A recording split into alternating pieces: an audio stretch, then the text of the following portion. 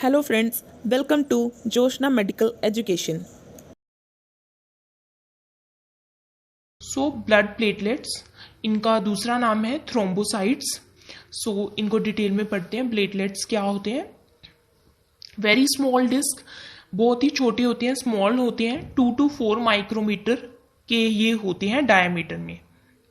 They have non nucleus, इसमें भी nucleus present नहीं होता। Cytoplasm contain a blood clotting substances. इनके जो साइटोप्लाज्म है उसमें ब्लड क्लोटिंग सब्सटेंसेस होते हैं जो कि ब्लड को क्लोट करते हैं, यानी ब्लड को थक्का जमाते हैं और ब्लड को स्टॉप करते हैं, ब्लीडिंग को स्टॉप करते हैं। Which causes haemostasis. हीमोस्टेसिस मतलब सिसेशन ऑफ ब्लीडिंग, जो कि ब्लीडिंग को रोकते हैं। हीमोस्टेसिस एक टर्म है, उसका मतलब है सिसेशन ऑफ ब्लीडिंग। नेक्स्ट है thrombopoietin from the liver stimulates platelet production. अब लीवर से थ्रोम्बोपोएटिन हार्मोन रिलीज होता है जो कि प्लेटलेट की प्रोडक्शन को स्टिमुलेट करता है। एंड ये कब होता है? फॉर एग्जांपल हमें कोई भी कट लग गया तो एकदम से लीवर को स्टिमुलेशन मिलती है, क्योंकि जो हमारी स्किन जहां से रप्चर हो गई वो भी केमिकल रिलीज करती है और लीवर को स्टिमुलेट करती है कि आप थ्रोम्बोपोएटिन रिलीज करो। थ्रोम्बोपोएटिन लीवर से रिलीज होता है एंड देन वो प्लेटलेट की फॉर्मेशन करता है। लाइफ स्पैन जो है प्लेटलेट को वो 8 to 11 डेज होता है।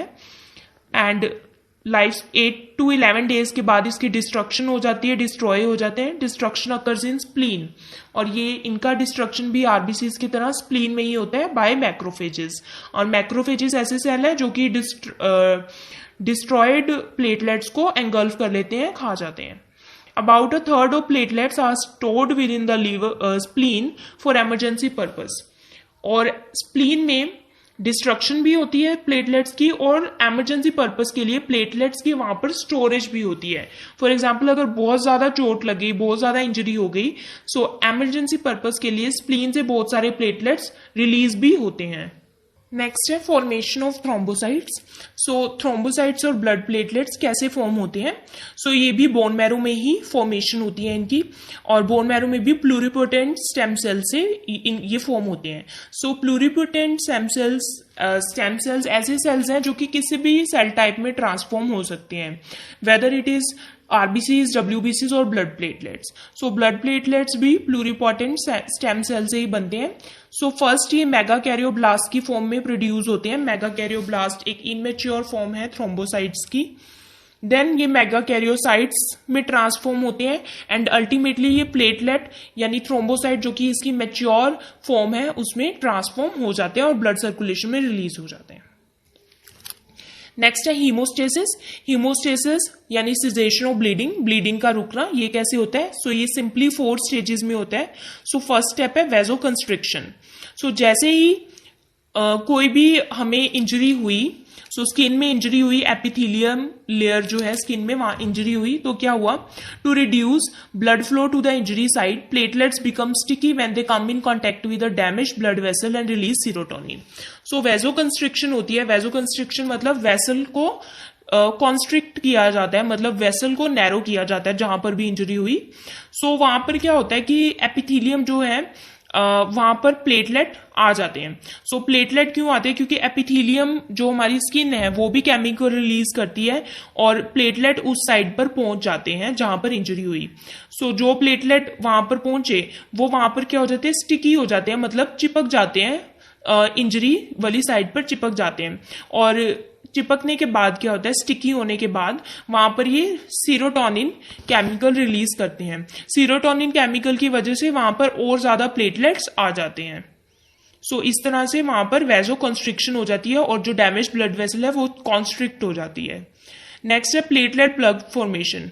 अब जो अडियरेंट प्लेटलेट्स हैं, जो पहले से ही वहां पर चिपके हुए हैं प्लेटलेट, वो और ज्यादा केमिकल रिलीज करते हैं जिसका नाम है एडीपी, एडिनोसिन डाइफॉस्फेट, जो कि और प्लेटलेट को अट्रैक्ट करता है साइट ऑफ इंजरी पे।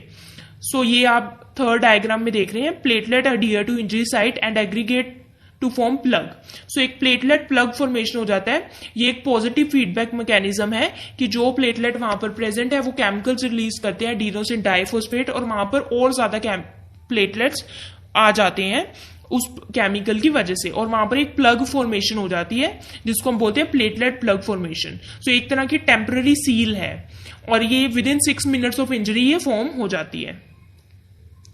थर्ड है कोगुलेशन या ब्लड क्लोटिंग। सो ये कॉम्प्लेक्स प्रोसेस है जिसमें क्लोटिंग फैक्टर्स इन्वॉल्व होते हैं। सो कोगुलेशन क्या होता है कि ब्लड का क्लोट बनना। सो ये सारे क्लोटिंग फैक्टर्स हैं। सो ये सब क्लोटिंग फैक्टर्स आप पढ़ सकते हैं। जो मेन क्लोटिंग फैक्टर है वो फिब्रिनोजन, प्रोथ्रोम्बिन, यही है। बाकी ये बहुत सारे क्लोटिंग फैक्टर्स ब्लड में प्रेजेंट होते हैं। सो ये इस तरह से होता है स्टेज 1, एंड ये किसी भी तरह से हो सकता है। एक्सट्रिंसिक पाथवे भी हो सकता है, इंट्रिंसिक पाथवे भी हो सकता है। सो एक्सट्रिंसिक पाथवे का मतलब है कि जो डैमेज टिश्यू है, जहां पर भी इंजरी हुई, वो भी केमिकल रिलीज करता है, मेनली थ्रोम्बोप्लास्टिन केमिकल रिलीज करता है। और इंट्रिंसिक पाथवे होता है कि जो प्लेटलेट वहां पर चिपक गए वॉल पर जाकर जहां पर इंजरी हुई, वो भी केमिकल रिलीज करते हैं। सो जो टिश्यू वॉल केमिकल रिलीज कर रही है उसको बोलते हैं एक्सट्रिंसिक पाथवे, और जो ब्लड सेल्स मतलब प्लेटलेट्स वहां पहुंचकर केमिकल रिलीज कर रहे हैं उसको बोलते हैं इंट्रिंसिक पाथवे। सो उसकी वजह से क्या होता है, इंजर्ड वेसल में प्रोथ्रोम्बिन एक्टिवेटर रिलीज होता है। So prothrombin activator then thrombin में कन्वर्ट होता है, प्रोथ्रोम्बिन के बाद वो थ्रोम्बिन में कन्वर्ट होता है, एंड देन वो फिब्रिनोजन में कन्वर्ट होता है, फिब्रिनोजन को स्टिमुलेट करता है, that is the clotting factor. And then fibrinogen fibrin fibres यानी कि फिब्रिन थ्रेड्स बना देता है उस साइड पे, और देन रेड ब्लड सेल्स में वहां पर एक थ्रेड फॉर्मेशन हो जाती है, एंड इस तरह से वहां पर ब्लीडिंग स्टॉप होती है और वहां एक ब्लड क्लॉट बन जाता है।